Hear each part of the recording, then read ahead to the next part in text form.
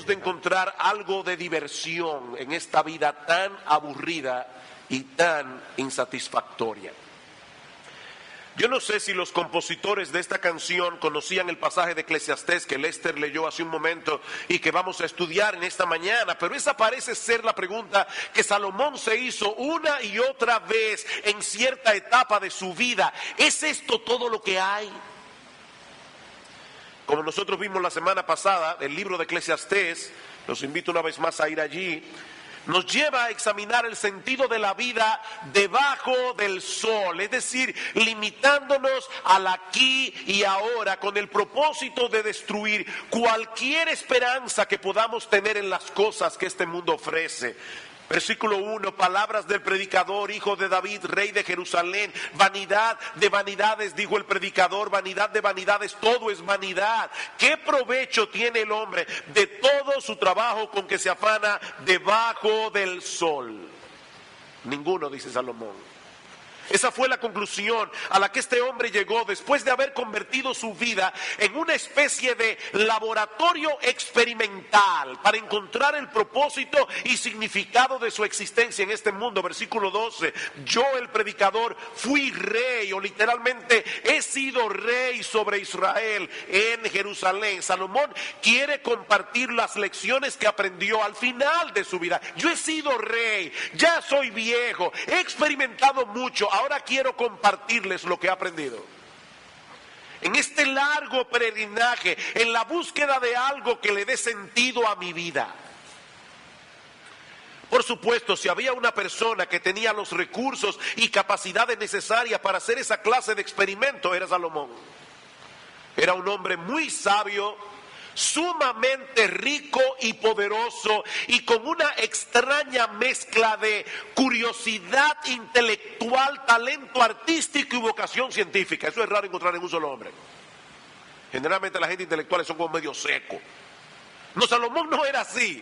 Salomón tenía una extraña mezcla de curiosidad intelectual, talento artístico y vocación científica. Dicen Primera de Reyes capítulo 4 versículo 29, y dio Dios a Salomón sabiduría y prudencia muy grandes y anchura de corazón como la arena que está a la orilla del mar. Era la sabiduría de Salomón más que la de todos los orientales y que toda la sabiduría de los egipcios, y compuso 1000 proverbios, y sus cantares fueron 1005. Nosotros conocemos el cantar de los cantares, pero él compuso más de 1000 cantares. Era un poeta Salomón. También disertó sobre los árboles, desde el cedro del Líbano hasta el hisopo que nace en la pared. Asimismo disertó sobre los animales, sobre las aves, sobre los reptiles, sobre los peces. Y para oír la sabiduría de Salomón venían de todos los pueblos y de todos los reyes de la tierra donde había llegado la fama de su sabiduría. No había hombre sobre la tierra en aquellos días que igualara a Salomón en conocimiento, y él lo sabía.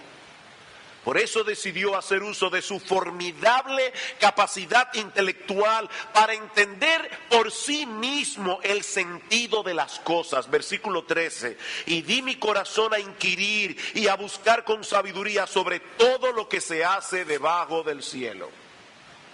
Estas dos palabras, inquirir, buscar, nos indica que este no fue un trabajo que Salomón tomó a la ligera. Él estaba determinado a entender la vida como un todo, no como algo fragmentado. Es muy típico encontrar a un profesional que sabe mucho de su carrera, pero casi nada acerca de todo lo demás. ¿Han visto gente así? Si son abogados, saben de derecho. Si son médicos, saben de medicina, pero no saben de nada más. Ese no fue el caso de Salomón. Como hemos visto ya, Salomón puede ser descrito como un hombre renacentista, cientos de años antes del Renacimiento. Él trató de conocer tanto como fuera posible, de tantas cosas como fuera posible. A Salomón le interesaba todo, todo. Como bien ha dicho alguien, su búsqueda fue intensa y extensa. Intensa y extensa, de manera que sus conclusiones pudieran ser lo más definitivas que fuera posible. Él trató de adquirir todo el conocimiento que un ser humano puede alcanzar sobre todo lo que se hace debajo del cielo, dice en el versículo 3, pero sin la ayuda de Dios y de su revelación. Ahí está la clave. ¿Qué tanto puede entender un hombre de la vida sin la ayuda de Dios? Sin la revelación de Dios. ¿Y cuál fue el resultado final de todo ese esfuerzo? Una completa y total frustración. Versículo 13. Este penoso trabajo dio Dios a los hijos de los hombres para que se ocupen en él. La palabra que nuestras versiones traducen penoso puede ser traducida también como un mal negocio.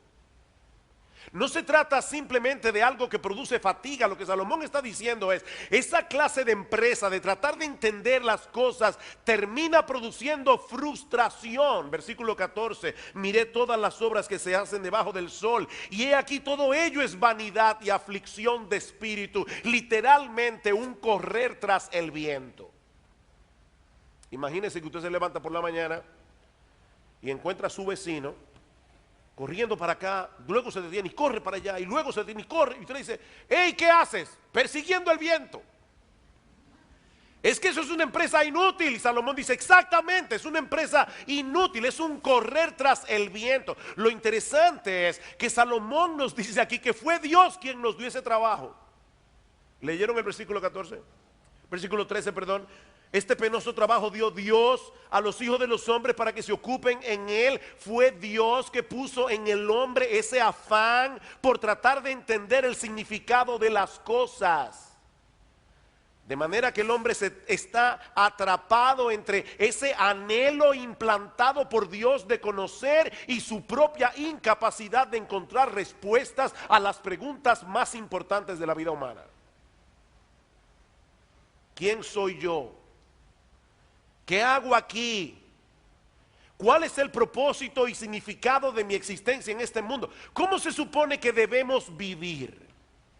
O lo que es todavía más importante, ¿cómo puedo llegar a conocer a Dios y tener una relación personal con Él? La mente humana genera esa clase de preguntas, pero no puede por sí misma encontrar las respuestas.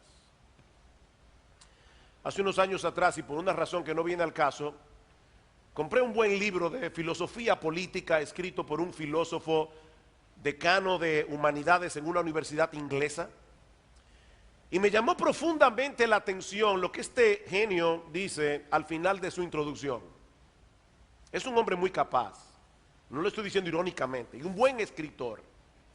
Pero al final de su introducción, él aclara que su objetivo no era inculcar ninguna opinión a nadie, sino tan solo ofrecer un material que ayude a la gente a que se forme su propia opinión.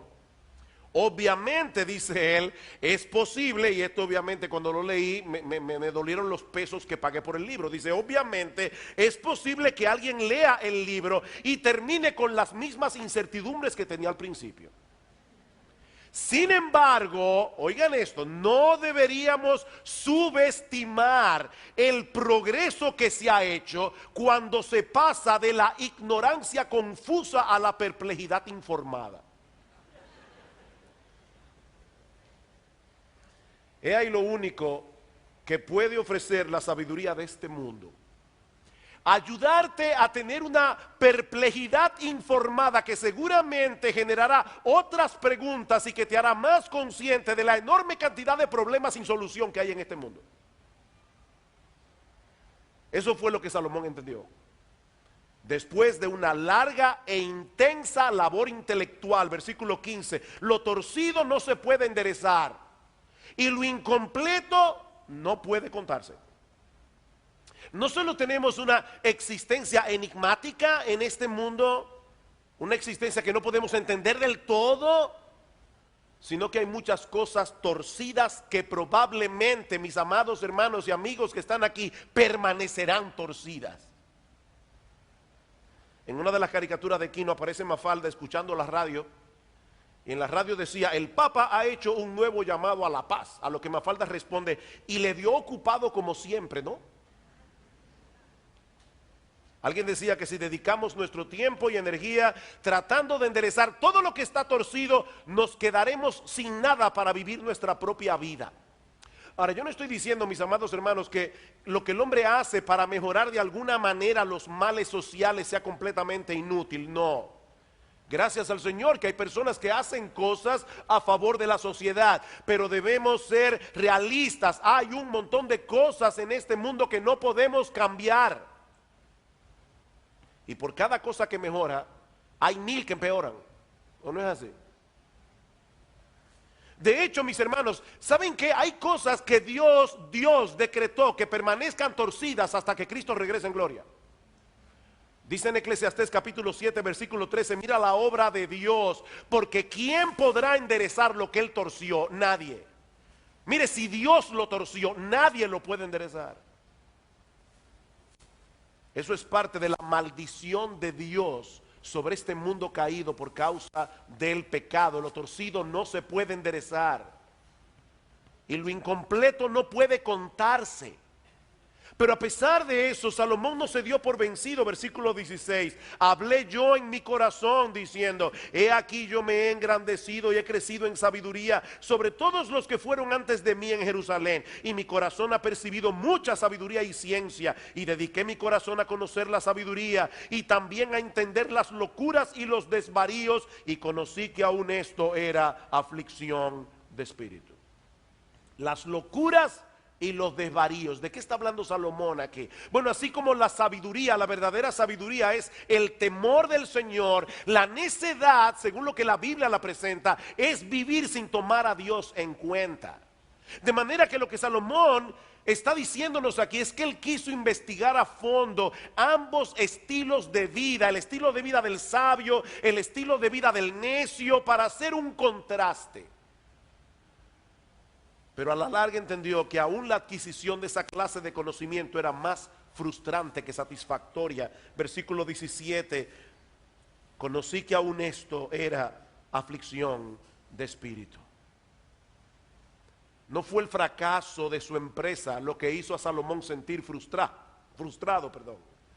Fue el hecho de haber tenido éxito. O sea, Salomón está diciendo, ya conseguí lo que quería, entendí muchas cosas, ¿y ahora qué?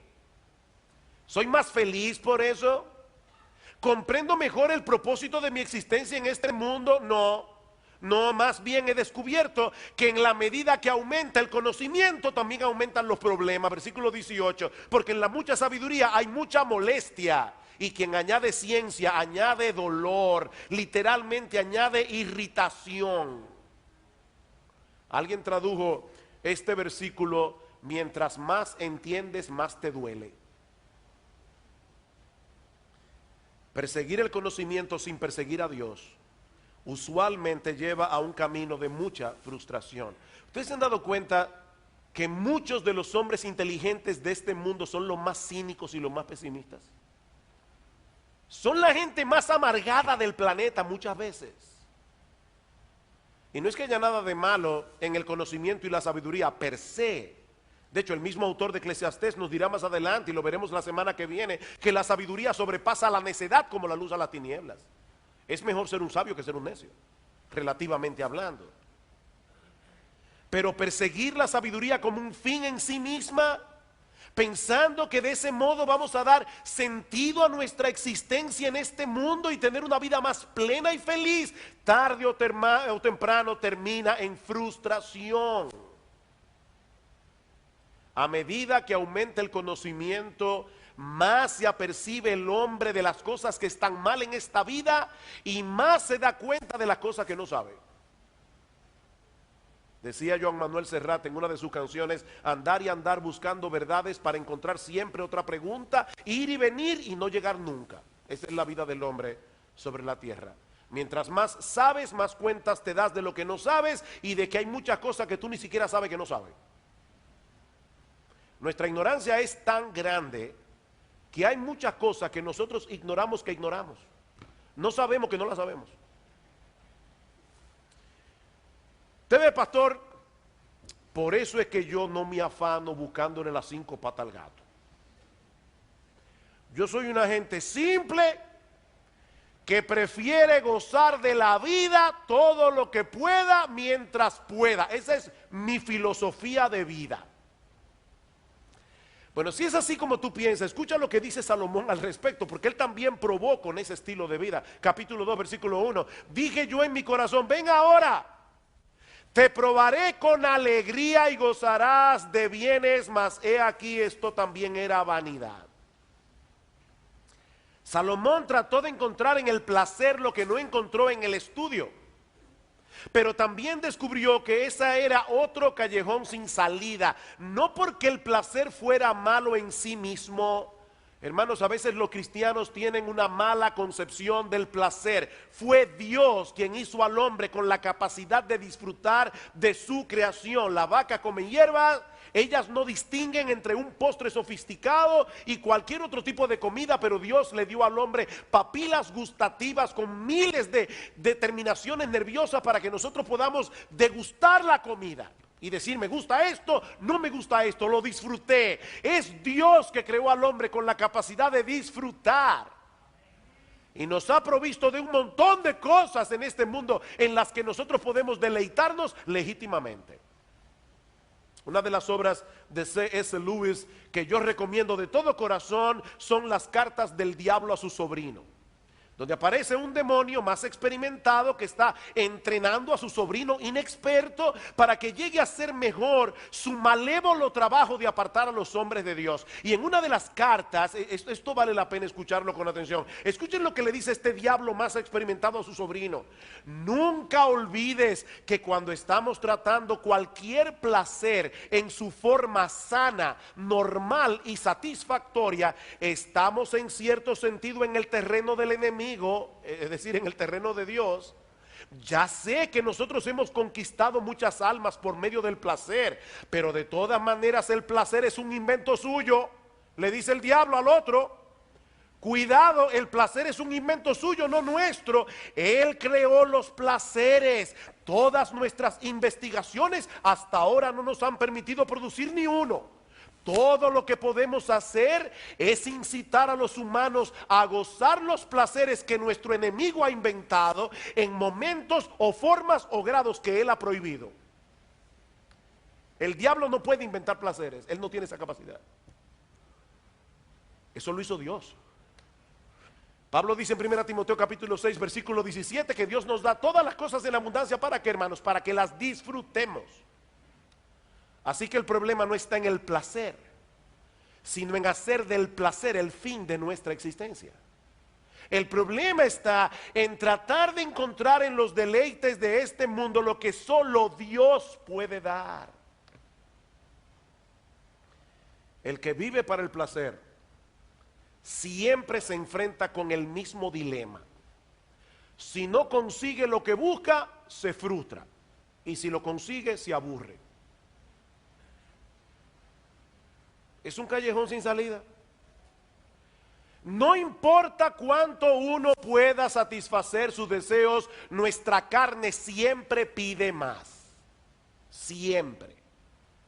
Eso fue lo que Salomón descubrió luego de experimentar ampliamente con todas las cosas divertidas de este mundo. Versículo 2, a la risa dije, enloqueces, y al placer, ¿de qué sirve esto?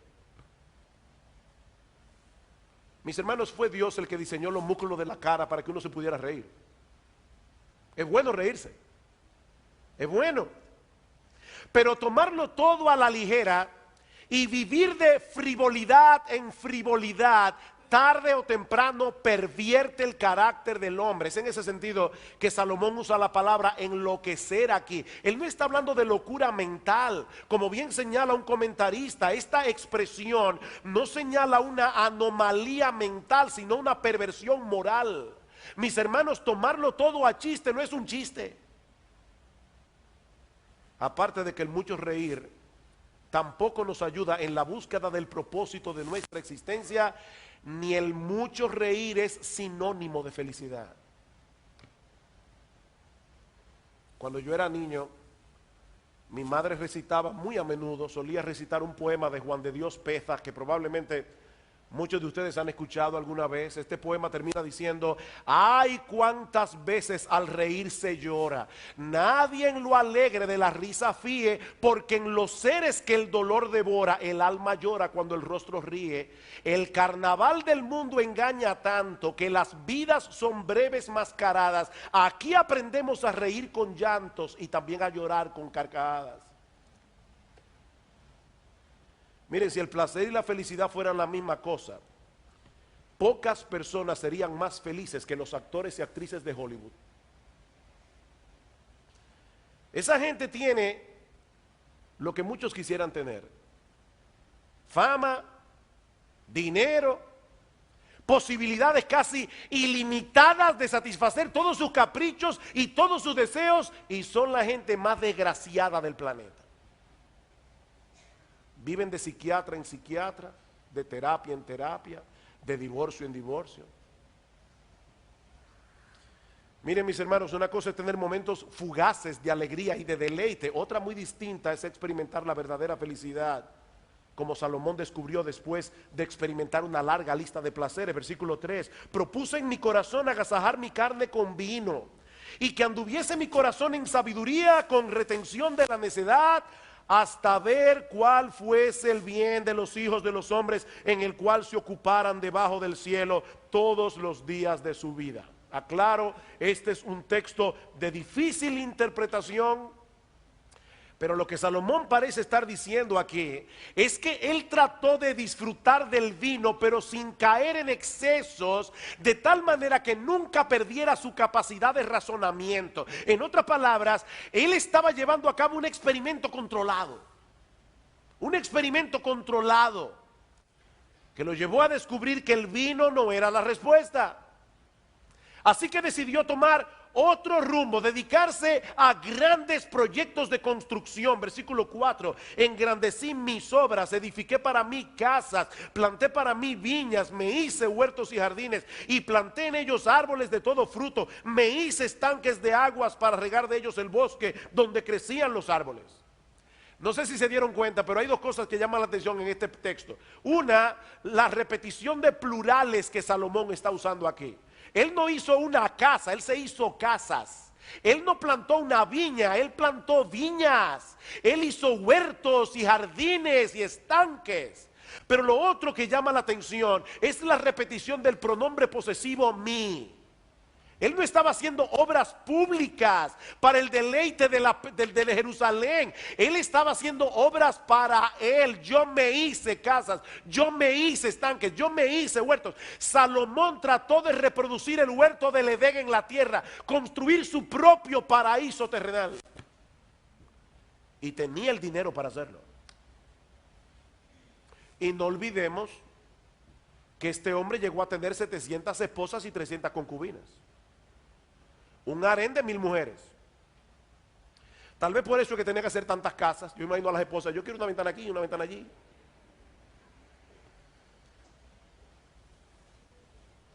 Y no contento con eso, Salomón comenzó a acumular posesiones y riquezas como ningún otro hombre ha logrado jamás. Versículo 7: compré siervos y siervas, tuve siervos nacidos en casa, también tuve posesión grande de vacas y de ovejas, más que todos los que fueron antes de mí en Jerusalén. Me amontoné también plata y oro. Dice en Primera de Reyes que el oro y la plata en los días de Salomón eran tan comunes como piedras. Y tesoros preciados de reyes y de provincias. Me hice de cantores y cantoras, de los deleites de los hijos de los hombres y de toda clase de instrumentos de música. Y fui engrandecido y aumentado más que todos los que fueron antes de mí en Jerusalén. A más de esto conservé conmigo mi sabiduría. No negué a mis ojos ninguna cosa que desearan, ni aparté mi corazón de placer alguno, porque mi corazón gozó de todo mi trabajo y esta fue mi parte de toda mi faena.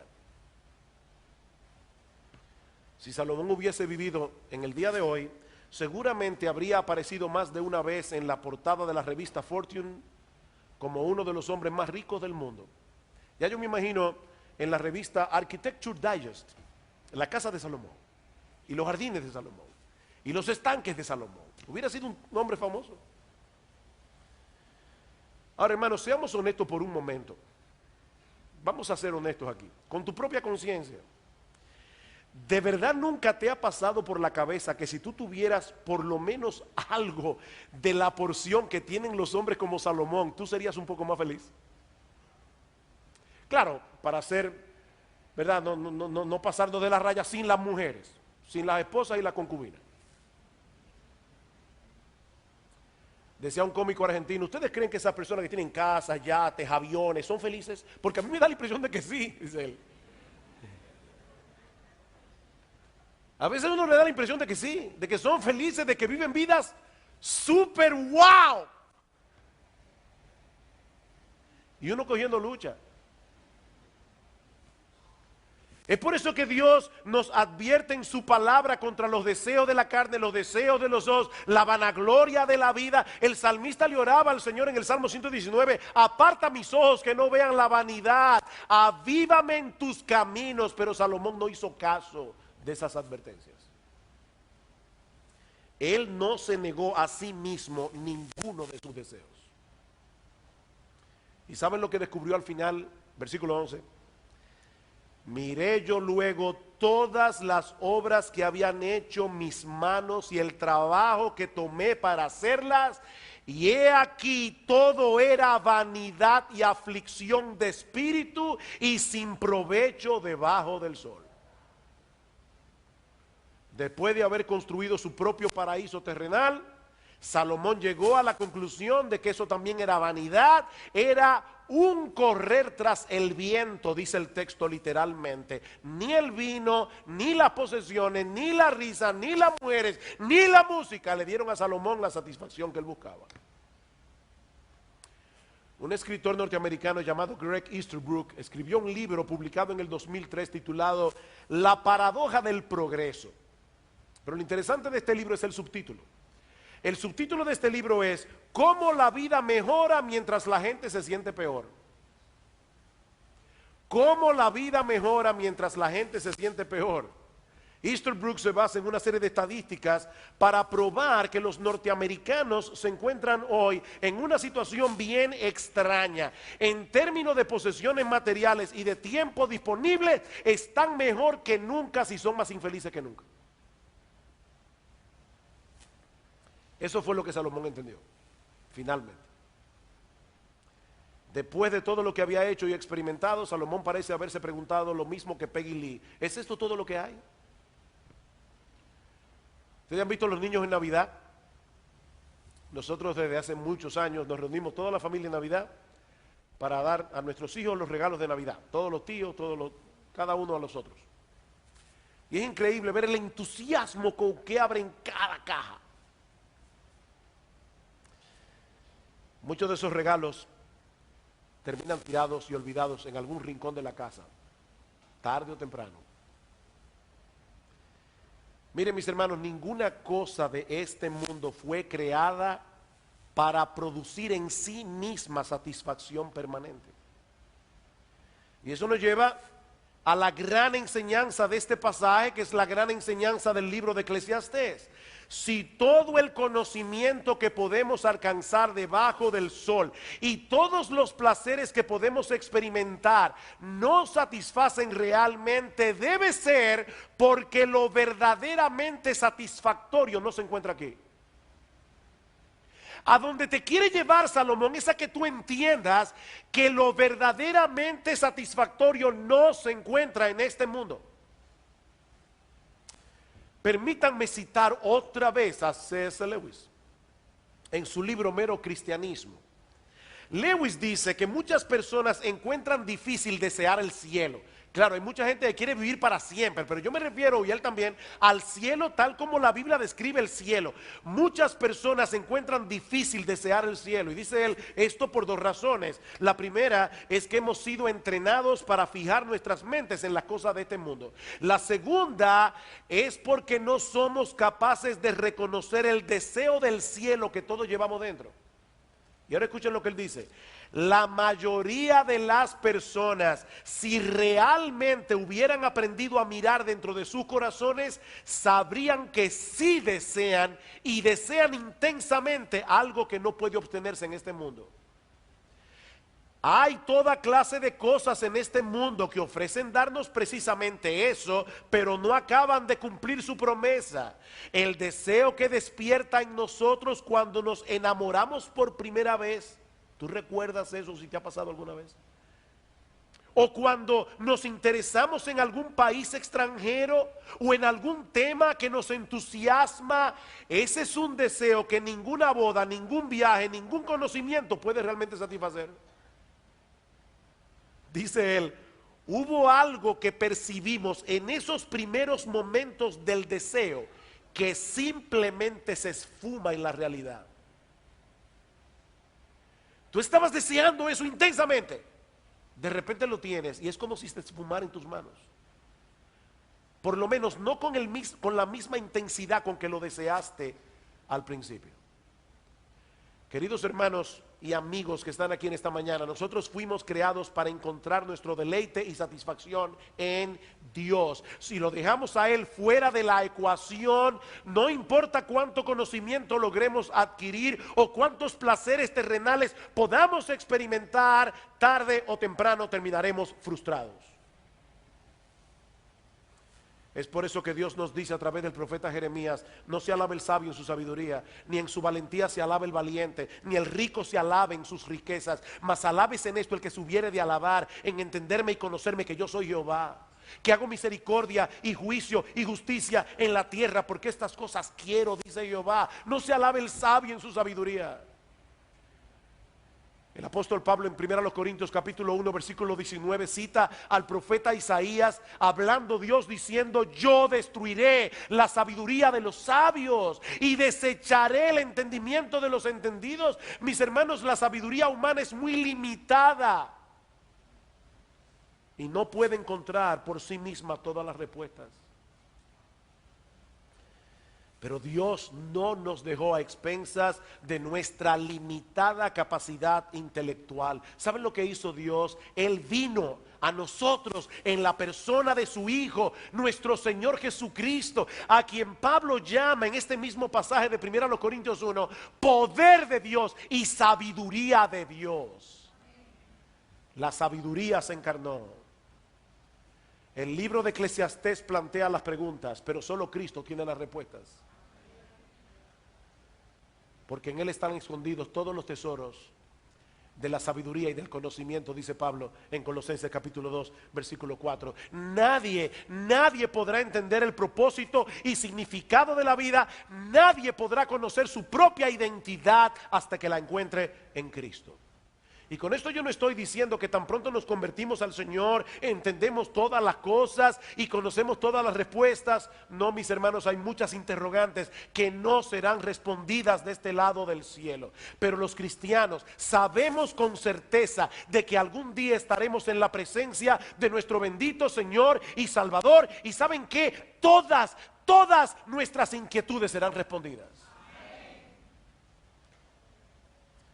Dice Salomón: hay muchas cosas torcidas en este mundo que no pueden ser enderezadas, pero Cristo se introdujo en la historia humana para morir por nuestros pecados y para traernos la esperanza del que algún día todas las cosas torcidas de este mundo serán enderezadas para siempre jamás. Mientras tanto nos contentamos con lo mucho que nuestro Dios ya nos ha revelado en su palabra. Pablo dice en 1 Corintios 2 que nosotros tenemos la mente de Cristo. Y la idea es, nosotros tenemos la mente de Cristo revelada aquí. Nosotros tenemos la mente de Cristo. Entendemos muchas cosas que antes no entendíamos, ¿o no es así? Y disfrutamos de todas las cosas que Él creó. No para que se conviertan en un sustituto de Dios, sino para que lo disfrutemos a Él al disfrutar de esas cosas.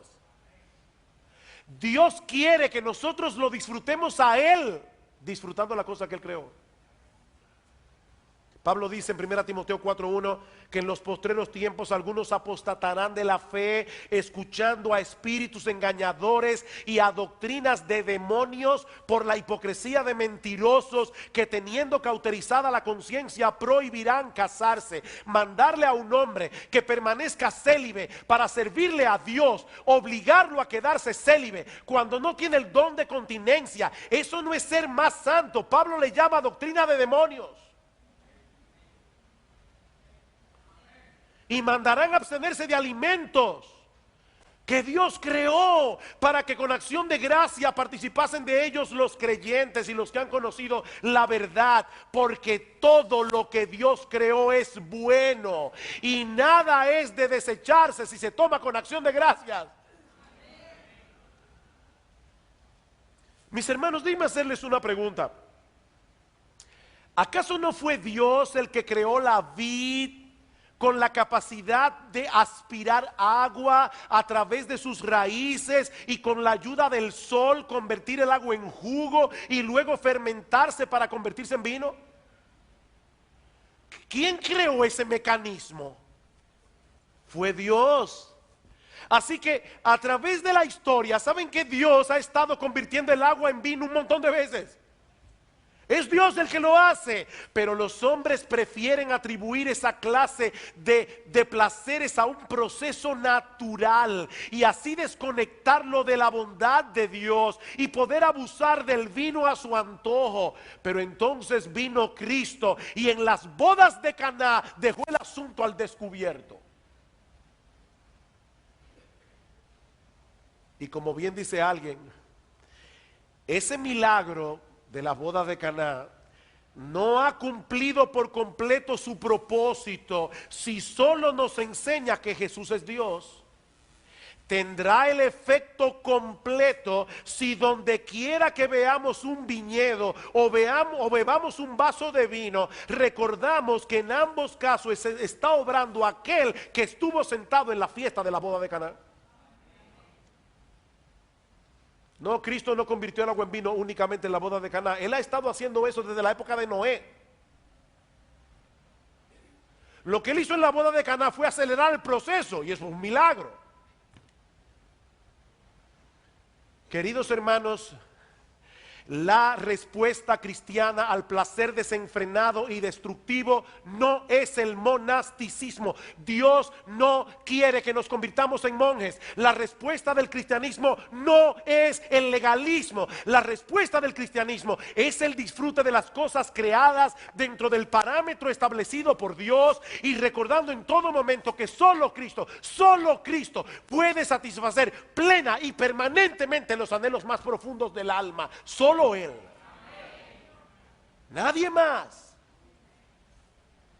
Yo he venido para que tengan vida y para que la tengan en abundancia, dice el Señor en Juan 10:10 y en Juan 6:35. Yo soy y nadie más lo es.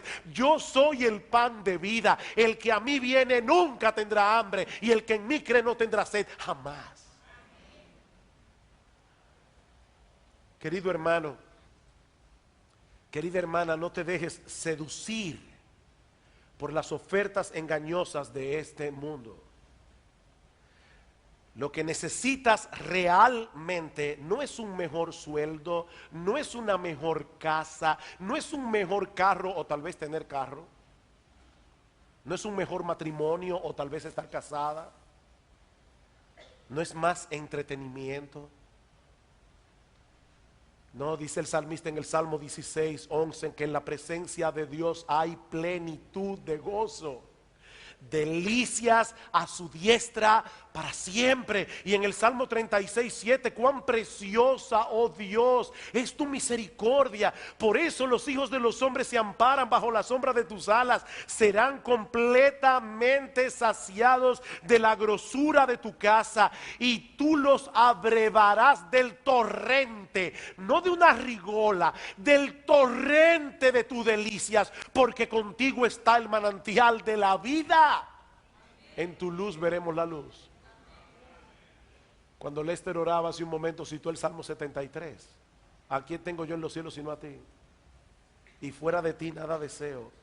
En la tierra solo Dios en Cristo puede satisfacer plena y permanentemente el alma humana. De manera que sustituirlo a Él por las cosas de este mundo es infinitamente peor y más estúpido que cambiar espejitos por oro. Es 1000 veces peor y más estúpido que cambiar espejitos por oro. Mi amigo, no sigas buscando en este mundo lo que este mundo no te puede dar.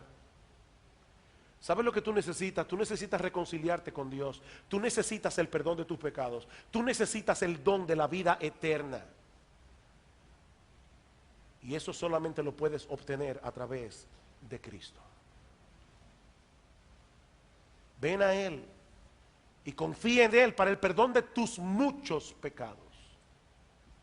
Ven a Él con la disposición de dejar tus ídolos atrás y por primera vez en tu vida adorar, verdaderamente adorar al único Dios vivo y verdadero. Entonces y solo entonces encontrarás el descanso y la satisfacción que tú has estado buscando a lo largo de toda tu vida. Venid a mí todos los que estáis trabajados y cargados, dice el Señor, yo los haré descansar.